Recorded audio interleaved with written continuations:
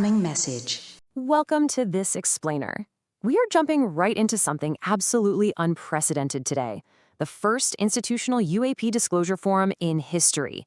Now, you might have seen the flashy headlines about senators, scientists, and whistleblowers gathering on Capitol Hill, but here's the thing.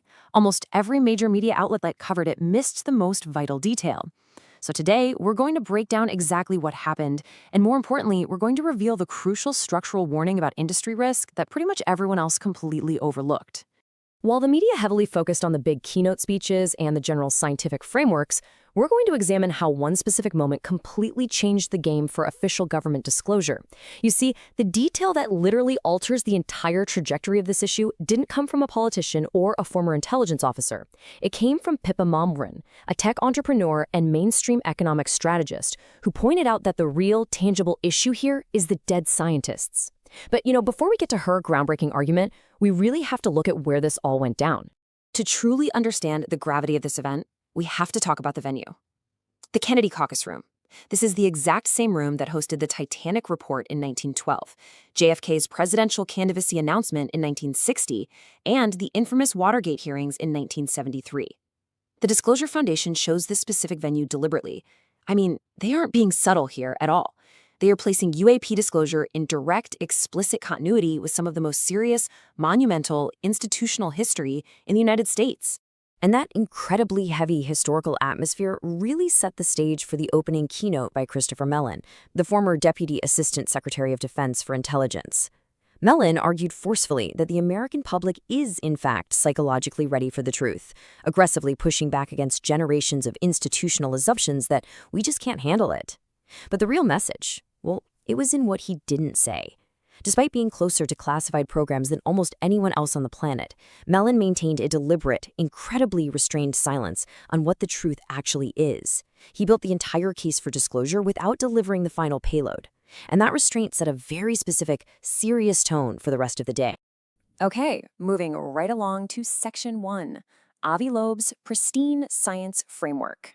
So Loeb, who chairs the UAP Science Advisory Council to the White House and the Pentagon, brought some absolutely staggering numbers to the table. He pointed out that the Pursu files have reached 1.5 billion views since early May. 1.5 billion. But he didn't just toss this out as a fun trivia fact. He framed this massive, undeniable public interest as a direct democratic mandate. Because science is fundamentally funded by taxpayers, Loeb argued that this overwhelming level of public demand means the study of UAPs absolutely must enter the mainstream of scientific funding and prioritization, and urgently. To handle this mandate, Loeb outlined a pristine, rigorous scientific approach that rests on three main pillars. First up, explicitly validating that democratic mandate we just talked about. Second, securing real, tangible resources to investigate anomalous orbs. He's specifically talking about the ones from October 2023, documented by federal agents, which AARO's own Dr. John Kozlowski confirmed did not behave like drones. Look, if they aren't drones, we need to know what they actually are, completely independent of any extraterrestrial theories. And third, Loeb insisted on utilizing fresh eyes, meaning scientists without any historic baggage tied to past UFO claims.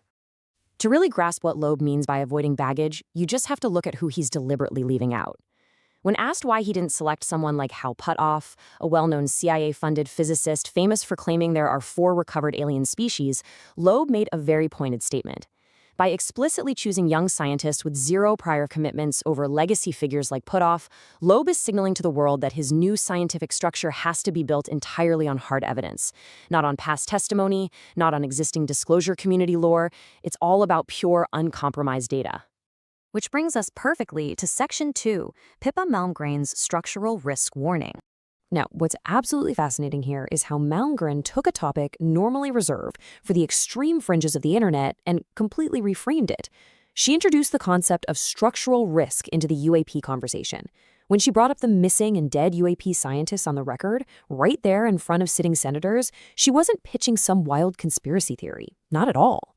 She was identifying a severe institutional vulnerability. In one move, she shifted the entire conversation away from sci-fi and straight into the realm of corporate HR, emerging tech risk, and harsh industrial reality.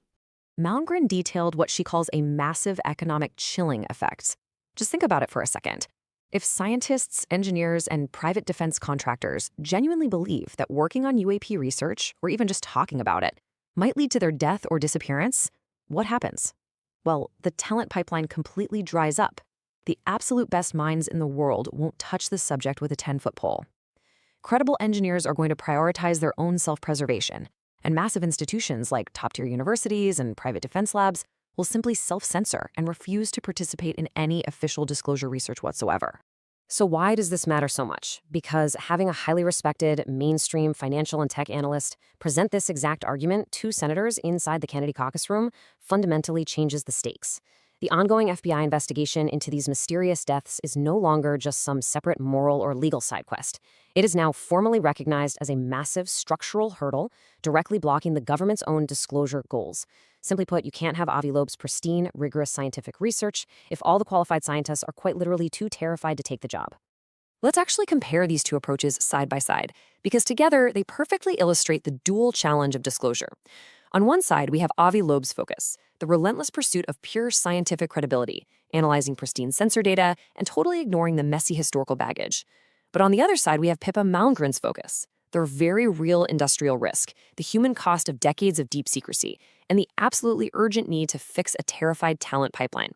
Loeb is building the scientific ideal, while Malmgren is pointing out the harsh economic reality that is currently holding that ideal back. Let's pull this all together in Section 3, Constructing the Machinery of Disclosure. You know, if you just skimmed the mainstream headlines, you might think this forum was a failure, because it didn't drop some sudden world-altering bombshell about aliens. Actually, scratch that. It achieved something far more durable. It quietly and methodically assembled the very machinery required to eventually make a bombshell possible. Just look at the alignment we've got here. Scientifically, Loeb's counsel has already submitted a massive 50-item historic data request.